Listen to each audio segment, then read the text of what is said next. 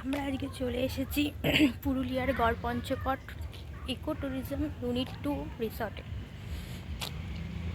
তোমরা দেখো রিসর্টটা কতটা সুন্দর। এই হচ্ছে গড়পঞ্চকোট পাহাড়, এর কোলেই এই রিসর্টটা। এইখানে একটা ব্যাঙ্কুয়েটের মতন আছে, এখানে রিসেপশন কোনো পার্টিটা অর্গানাইজ হয়। এরপর আমরা দেখাচ্ছি রিসর্টের যে রুমগুলো, এইগুলো এক একটা কটেজের মতন 1 বাই 1, এক একজন ফ্যামিলি এক একটা কটেজে থাকে।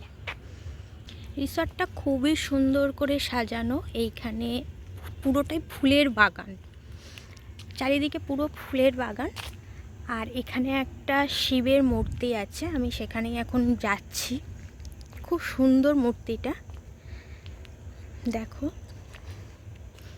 খুব সুন্দর ফুলের বাগান, ফুল ভর্তি একেবারে শীতের।